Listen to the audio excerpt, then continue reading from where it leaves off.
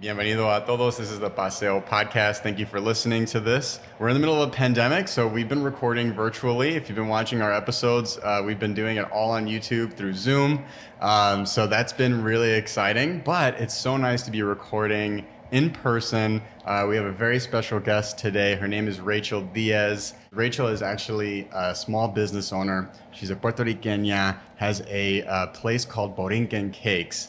Some of the most delicious Puerto Rican desserts you will have in your life, especially if you're based here in Chicago and you're craving the flavors of La Isla. But without further ado, Rachel, welcome to the podcast. How are you? I'm good. Thank you for having me. Yeah, we're really excited to have you here. We're actually recording in one of your locations, one of your Borinken Cakes locations. Yeah. This one's on Fullerton. Your other one is located on Archer, Yes. right? So right by the Miro Airport. Okay. So we're going from the south side to the north side. You're taking over the city. I definitely want to talk to you a little bit more about your business, how it came to be, some of the challenges that you've had. But first, let's back it up a little bit. Tell our audience a little bit about you. What should we know? Well, I'm just a mom of two boys. I came from Puerto Rico when I was 19, and I married to a Mexican, and we've been together. We're high school love, so we've been together for a long time. That's awesome. And, my work husband's Mexican, Richie, our cameraman. Awesome. Yeah. So it's been great here. Like at the beginning, it was really hard to get used to like the city life from, change from the island. And one of the things that, like I missed the most was all the delicious sweets from Puerto Rico, because you can really find a lot of them here. So yeah. Yeah, and you said, and then before we were recording, you had mentioned you grew up in San Juan.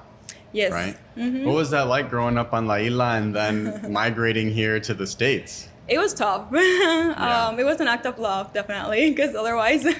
Yeah. But yeah, so I moved here because I wanted to come live with my now husband. And back then, I was going to college for design. And also over there's not like a lot of opportunities for designers. Mm-hmm. So when I came here,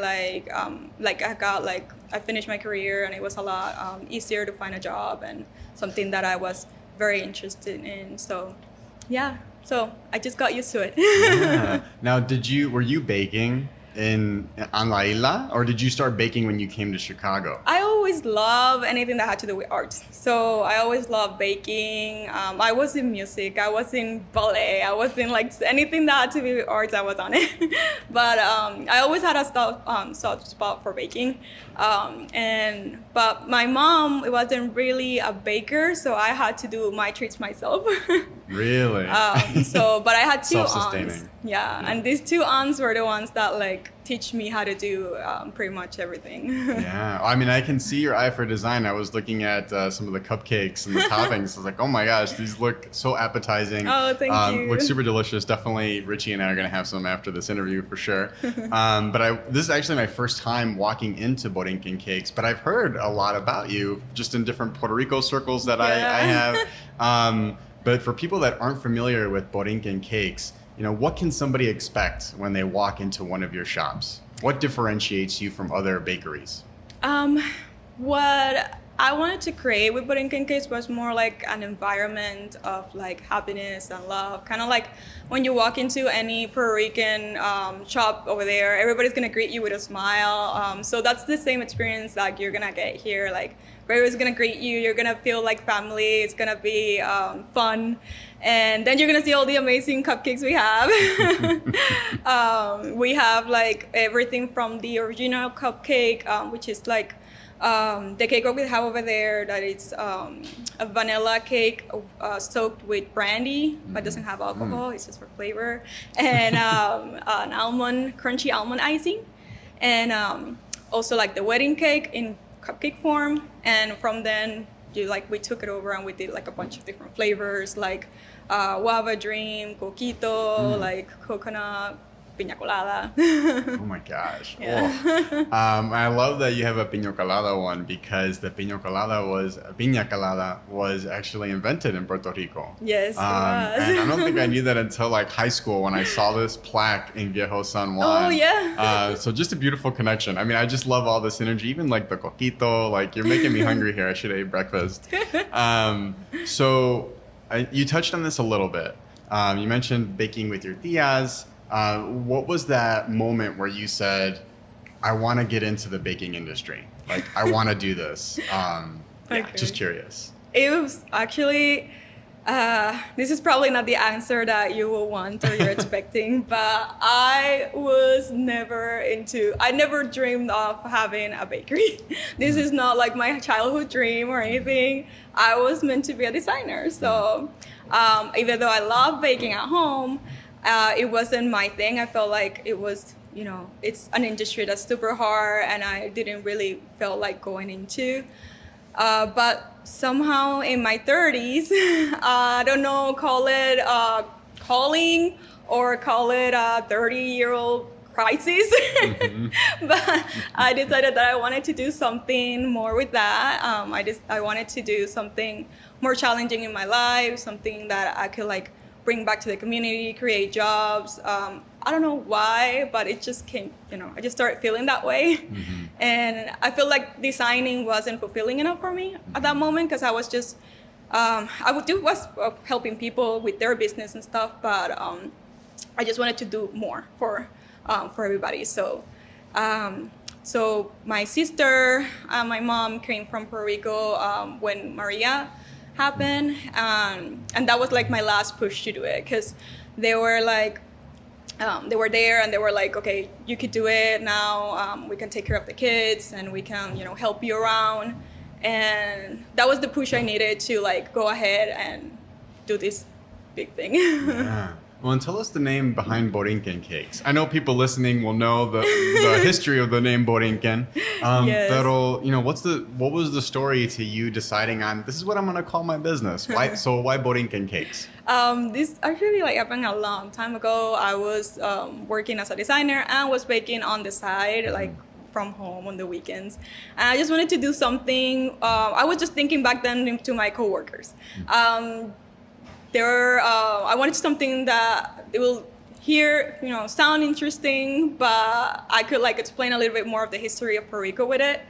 And Borinken, as most of you know, is the name of the island before Spain came in to colonize it. So that's the original name of Puerto Rico, is Borinken. We did switch it up a little bit because, again, I was thinking of and the Q and the U was going to be too confusing, so we changed it to a K. But I always, at that moment, I was just thinking of, my coworkers and how will they, do something fun with them, because I was just bringing cakes, for the meetings and stuff, and I was the cake lady there. Yeah, I think names like that are so important. I love names like that. I mean, mainly because it kind of puts you in a situation where someone walking in that's not familiar is going to say, "Oh, what's the story behind that?" And then I love history, especially Puerto Rican history. It's why we have this show. But so to create a name that creates a discussion, I love that. That's such a nice touch. You had mentioned that your mom and your sister had come to Chicago after Hurricane Maria. So that created this space where you had a bit more support, you could live your dream, you had a bit more flexibility with that. Right. So does that mean in 2017, that's when you started your business officially?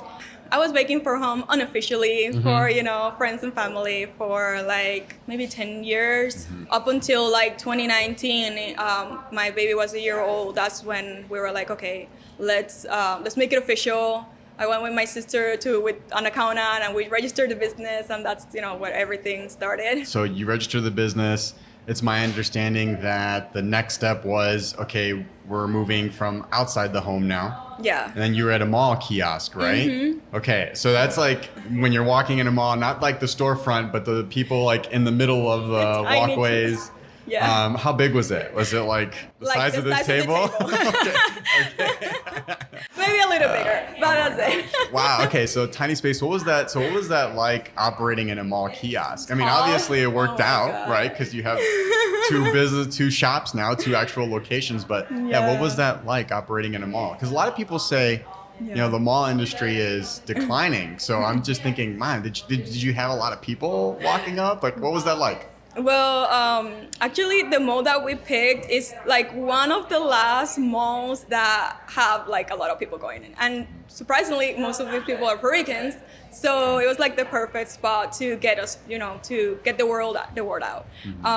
So it was, I mean, this mall is pretty busy compared to like most of the malls that we've been. But again, we were in a teeny tiny kiosk in the middle of the mall, baking from a shared kitchen. So just to give you a picture, we have to go and carry all of our equipment, our 50-pound bags of flour, of everything, to the shared kitchen every day and bake, bring everything pack everything, bring it to the mall. And then we had to have like a team selling over there because we were exhausted by that time. We couldn't even sell them. Wow. Oh my gosh. And then you opened your first location on Archer after the pandemic or before the pandemic? So the Archer location was in the works right about the same time where we started with the kiosk. Okay. The big dream, the big thing was to make the bakery. But we had so many problems with like COVID, because COVID shut down all of the city hall and everything. So everything stopped. Then everything got delayed because we needed permits, we needed to find an architect, we needed to find so many things. So the kiosk came in, we started like just making a little bit of money there to like help us open the bakery, because we started with nothing really, because I didn't have any savings. I came from the bottom. Wow. So the kiosk is, you know, what keeps us going a little bit. And so by the time we were like maybe like, I mean, in April, that's when we finally were able to open the bakery and leave the shared kitchen that we were like so stressed about. Oh my gosh. I mean, speaking of stress, did you ever feel like in that environment, operating out of the mall kiosk, trying to save up money, like, did you ever have a moment where you thought, I don't know if I can do this? Like, did you ever feel like you might not make it? Oh my God, I had like a million. Yeah. Every time like something came up, like it was like, I don't know if I want to keep doing this, like this is too much, is this not even worth it? Yeah, so it's like a day-to-day battle with yourself, and then I'll wake up the next day, I'm like, okay, let's try again. Let's do it again, start from nothing and keep going. Yeah. But yeah, it was so many hurdles we found along the way. Was there anything that you told yourself? Like some people will, like when they feel challenged, like look in the mirror and try to hype themselves up. Like, I got this. Was there anything that you told yourself that really helped you make it through those tough times? Well, right before I started, like all this craziness, like I took a course with Janelle Copeland, that she's like the winner of Cupcake Wars, and I thought it was gonna be like a pricing course type of thing, and she actually made it into a whole like mentorship, like very like positive type of thing. And she just like changed my way of thinking. So I had her in my head all the time. Wow. When I had like a really bad problem, I was like, okay, I need to like just stop, cry it out, and get back up and just keep going. Because I mean, nobody told me it was gonna be easy. I knew it was gonna be super tough, and we just have to go push through. Yeah. No, and I think we're Puerto Ricanos especially. We're just so used to la brega, you know. Like we know we like so used to the struggle, so self-resilient.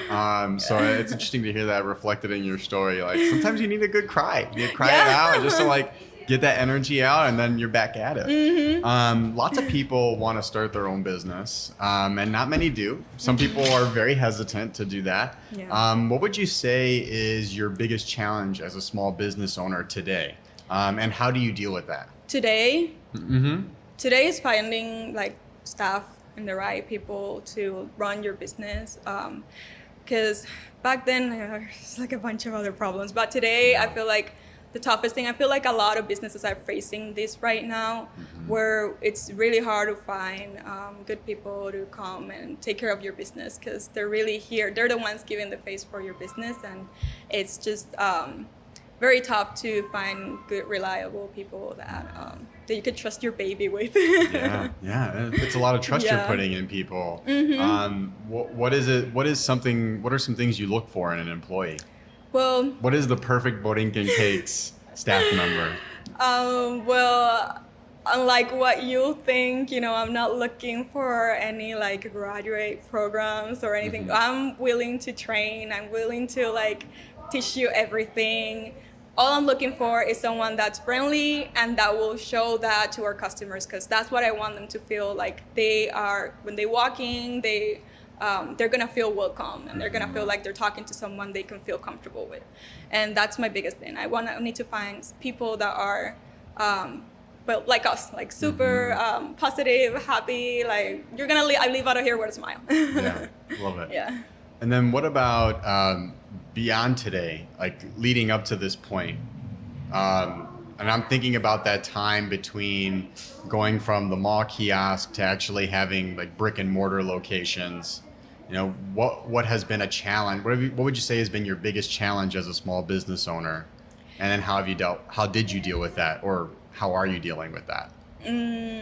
I think one of the biggest challenges that small business face is finding resources and people to work on things. Not just employees, but I'm talking about like people to help you navigate the system through like the licenses processes, like all of the finding architects, finding electricians, finding license, everything. That kind of stuff gets pretty tough, and I feel like social media helps a lot because that's where a lot of people connect. So I find a lot of people around social media just asking around, like, hey, do you know a licensed electrician, or hey, do you know an architect? That's one thing that's pretty tough. And just the whole thing, the licensing thing, how it works is just very, very tough. Like, just to get licensed, you need so many things before that. And just finding the money and the resources to do it, This question's kind of related, and you've like touched on this a bunch. So I'm like kind of asking you another question, kind of in the similar space. Like, what do you wish you knew when you started that you know now? Like you mentioned licensing, you mentioned having good vendors, electricians, what have you. But yeah, what do you wish you knew then that you know now? Okay, so back when I first had the idea of opening a business or just doing something, I was completely blind. Like, I was thinking that this was gonna be easy. Like, I had someone that came to me. He had a bakery, and he told me like, hey, we could partner up. We can open something. It's gonna be really smooth, super easy. And he was selling it to me like it was like, gonna be like an easy ride, and I'm like, okay. I knew it wasn't gonna be easy, but I didn't know it was gonna be that tough. And just educating yourself in what you're going into, it just changed everything. Like I mentioned this already, but the course I took with Janelle, I took it like right before opening, and my vision of everything before and after completely changed. So I felt like when I did that, I came out like a lot more prepared. This kind of sounds like a commercial for her, something like that. But it is so good because she like walked us through everything from like sales to marketing to like everything you need to know to open a bakery. I feel like if I would have not taken that course, I would have failed miserably on the first try. Like, it will be really bad. Interesting. So, and again, you touched on this a little bit, but like getting to this point, what has your support system been? So you mentioned like learning baking and baking with your Diaz, your mom and your sister coming to Chicago. take this answer wherever you want. Like, what's your support system been like at home, in the community, the government? Like, what's that system been like to help you, sustain your business? So definitely my mom, my sister helped me greatly with everything related to the bakery, but also my husband helped me like support the house while I went out into this crazy journey. Because I did open it because I wanted to spend more time with my kids. I didn't want to go back to the office world all the time where I was stuck there. I could do something where I could like bring my kids in and out if I needed to. So, but it turned out to be the opposite. It turned out to be like a lot of time away from my family, at least in the beginning. Now I'm starting to get, back to the point where I wanted to, but on the beginning, like it was really tough on my husband because he had to take on pretty much everything. He was pretty much doing all the bills, everything, taking care of like the laundry, everything at the house. So it was a really big support person there, even though he wasn't very happy with me opening a bakery, to be honest. So I just want to pause for a second because I did want to ask you about your partner. You had mentioned like he was a little hesitant and you opening up a shop. What was that like? I mean, how do you, because I'm sure there's a lot of people listening that are in relationships and some people want to live, want to go down this path. Other people may think, oh, well, there's a lot of things to consider, a lot of risk involved. And, sometimes people tighten up. Yeah. So I'm just curious, like, what was that like with your partner saying, no, I'm going to open up this shop? How did you convince him? Well, I think I never did. I just did it. No, but it was pretty tough. In the beginning, he was very, very like hesitant. Like he didn't want me to like. He just, at the end, I understood. Like he was just trying to protect me from failing and from going through like all of these or losing a lot of money or losing all this time away from my family and. So he was just trying to protect me from that, but I just wanted to show him that it wasn't gonna be like that. I was picturing a brighter future, even though right now it was really tough. So I feel like what helped us was me like sitting down with him and showing him that vision I have for the business. Because on his head, like he probably had something completely different to what I was picturing. He was probably picturing me baking every day, every holiday being like a panaderia type of setup, and being away from the kids, away from him, and so I wanted to, I just sat down and talked to him. You know what? I'm opening this not only because I love baking and everything, but because I want to create jobs and I wanted to help out the community and give the opportunity to kids that are coming out of college to get a first job and stuff.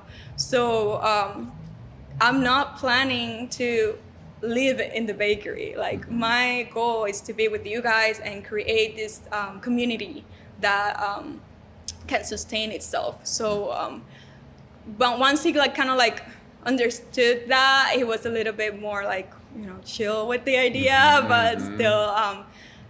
He gave me like an ultimatum, like when is this gonna happen? And I had to like give him a deadline. Okay, I'm gonna try to have it done before the end of the year, to have it pretty much running smoothly so I could be more time with you guys. So and just talking because it was tough. No, that's interesting to hear. What has your support system been like outside of the home? Like how has the government supported you? Have you gotten community support? Like these are tough times for small businesses. So just curious, what's that support look like? Honestly, like feel like very welcome.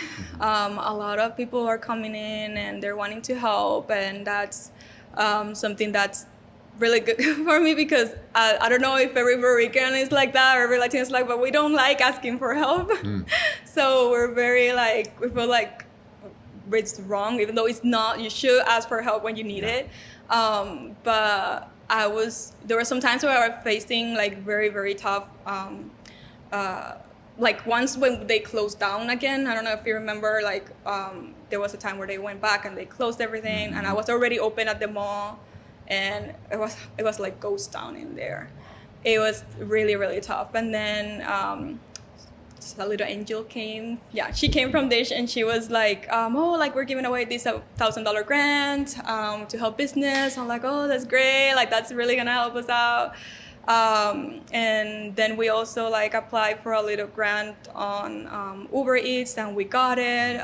So all these tiny little things, like it's like I feel like they're like little angels pushing us through to stay open. Because there was some times that I was afraid like, okay, we're not gonna make it. It's getting like we're running out of fuel. We also like to start. We got a loan from CIBC. I'm still paying it, but it was like 10 grand. That's like the match they could give, for a startup, which you will figure it out went out just in the architect and a couple of people, but so that didn't even count like for the equipment and all that. So, but little by little, we just something. Even if it's meant to be, it's gonna happen no matter what. So, I think that this whole idea came almost out of nowhere because I was a designer, like I said, so I feel like it was meant to happen and someone up there is moving the chords to make it happen no matter what. So well, it seems like you try to pay that forward too. It's not when Richie and I first walked in here, it felt like a very welcoming space. I know you just opened this, so it's not like fully like ready to go. Fun story for people listening. We actually didn't tell Rachel we need a table and a couple of chairs to record. And super generous, super understanding, got us the setup we needed. And even I remember a moment when we came in and we were talking and you said, do you want us to lower the music? Is it too loud? And I was like, wow, this is like so nice. I'm rarely asked that by a business owner, like very concerned about the customer. So, how do you create a welcoming space here? Like, I mean, tell us more about you're being customer friendly. Like, what does that look like here? We just want everybody to feel as welcome as possible here. So that's one of our main things. I feel like even more than the baking and anything, it's like the customer service. Like we want everybody to feel like they're having a great experience. And even though if it's just for a little minute, coming in, taking pictures and leaving, I want you to have like those few minutes to be really good for you. And because I know this is something that you're probably doing for yourself. No, I mean, even when I walked in, I see little odes to Puerto Rico too. Like I'm like in Viejo San Juan vibes here. It's a very good space. You can tell you've done a lot of work. I do have a few more questions. These are a bit more like, I mean, they're not like super heavy, but they're a bit quicker. So less related to the business, but just super curious to hear from you. We would ask people in the past, like, what was their favorite spot to eat Puerto Rican food, wherever they were in the world? I'm not going to ask you that because obviously it's Borinken Cakes. Come on. So we're starting a new question this season. I want to know, what does being Puerto Rican mean to you? And the reason I want to ask that is because I do feel like, and a lot of people that I talk to, a lot of Boricuas I talk to, sometimes people will call out your Boricua card. Like they'll say, well, you weren't born on La Isla, or you don't speak Spanish, or I don't know, whatever. Like I don't know if you were watching the conversation around Jasmine Camacho Quinn and winning. Like there were some people saying that, wow, she's representing Puerto Rico. Is she really Puerto Rican? So just curious, like, what does being Puerto Rican mean to you? Well, to me, being Puerto Rican is just the culture. Like if you like have that that fire in you, like that, you feel Puerto Rican, you're Puerto Rican. Like if you like, there's only like my kids, like they're raised here. They're from a Mexican father, but if they feel Mexican, then they're Mexican. If they feel Puerto Rican, then they're Puerto Rican. Whatever they feel like represents them the best. Like in Puerto Rico, like it's just all about like what we talked about, all that warmth, all that welcoming, friendliness. Everybody's mi amor over there. Everybody's, my love. And it's like that sense of unity and friendshipness and love. It's what makes you a Puerto Rican, I feel like. It's nothing else, really. Well, speaking of being Puerto Rican, a big part of our cuisine is our amazing desserts. And we have a great sweet tooth in our Puerto Rican culture. as the professional here, because I cannot bake, what would you say are the most famous Puerto Rican desserts? Okay, so the most famous, I think it has to be the quesitos. Okay. Quesitos, Yeah, everybody yeah. knows a quesito. They can find quesitos here in Chicago in different spots because they're pretty popular. The underdog will be the bizcocho mojadito, which is the original cupcake we sell, because that one not a lot of people know about. But in Puerto Rico, that's the only cake you have at parties. Yeah. So it's not very known here in Chicago, but in Puerto Rico, like everybody knows about it. It's the cupcake that you have for quinceañeras, for weddings, for birthdays. It's like this staple cake. What makes that different from traditional cupcakes? So Here in America, at least. Yeah. So this cake is actually just like kind of like an American cake, but what makes it, what Puerto Ricans did to it, and it actually came, I think, from Spain. But what we did to it is we soaked it in brandy flavor. So it kind of tastes a little bit like a brandy, and it's pretty sweet, and it's almost like a tres leches, but it doesn't have milk. And then the icing is like crunchy, so you get like that crunchy almond icing with the soaked cake. And that's what makes it like unique. It's like very, very moist, and it's sweet. It's like a bit grown up. Yeah. I'm glad you mentioned it being moist, because I feel like that's one of the deal breakers for me if I'm eating a dessert. If it just tastes like super, super dry, like a cake, Right. I mean, like a cookie, yeah, it's gonna be dry. But like a cupcake cake, like I need it to be like moist. Like I don't know, I can't just do a dry cake. Yeah, that's why I started making them, because I was like, I can't stand the cake here. Right? Okay, you saw a problem and you provided the solution. I love it. For occasions, like what would you say? Because you mentioned like the cupcakes being very common at quinceañeras. What would you say are the top Puerto Rican desserts for any occasion? Like having family over, hanging out with friends. Like what are what's a common dessert that's good for any time? It's just kind of tough to say, because I feel like we have something for every occasion. Like for quinceañeras that we already talked about, but for Christmas we have a whole different world of desserts. Everything's with coconut, cinnamon, and vanilla. So like the tembleque, the arroz con dulce. Those are like the staples, the coquito. So we kind of have like celebrate with different things, but the one thing that remains the same through like the whole every season or anything will be more like the pastries. Look, the guava pastelillitos and the quesitos are the ones that pretty much we could eat all year round. Yeah, love that. I definitely eat those all year round. And then last question I had for you was, looking at traditional Puerto Rican desserts, are there any that have a little bit of controversy around them? And what I mean by that is, like, when I'll talk to my Dominican friends, they're like, we invented salsa. I don't know about that. So I'm wondering, like, is there another Latin country, for example, that, or Latin country or culture that says, no, we created tembleque, we invented it? Like, are there any that you know of, any desserts that have that type of controversy around them? I feel like everything, because Yeah.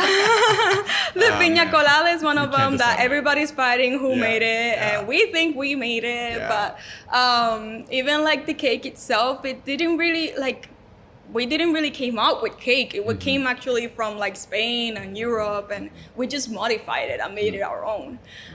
So I feel like everything has that controversy, because at this point we're all mixed up. Like we all like have a little bit of everything, and that's what makes it fun. I feel like just we could take something from a country, change it a little bit, and now it's ours, and now we can like share something from all culture, like, but with a little bit of yours too. So yeah, so it's kind of fun. Like that's, I feel like that's the evolution of cooking altogether. That's how it works. Yeah, no, definitely. You build on it. You make it your own. Yeah. There's beauty in that. 100%. Cool. I was not gonna lie. I was like super excited. I was like, are there some Cubanos saying they created coquito? Like, what's up? Let's talk. Okay. But one thing that's a fun fact is that jibaritos, you think jibaritos are Puerto Rican, but they're not. That's something that was made here in Chicago. So it's like And I love it because it's like something that we made based on things that we love in Puerto Rico, and we made it into this amazing sandwich, and now it's all over Chicago. So Yeah. I feel like that's the fun of it. I'd love for you to share how people listening today or watching today, how can they keep up with you? What's your social media, website? Give us all the things. Well, we are Borinken Cakes. It's spelled with a K. And you can find us pretty much everywhere. So we have Facebook, Instagram. We're not very active on Twitter, so don't look us there. But we're even in TikTok, and you can find us on borinkencakes.com, where you can place orders or, just check out what we have. Oh. And do you cater as well? Well, we don't deliver, we do delivery with DoorDash, but if you want us to make 100 cupcakes for your party, we can do that too. Perfecto. Okay. Rachel Diaz, owner of Borinken Cakes. Thank you so much for being on the show. Thank you for having me. It was my pleasure.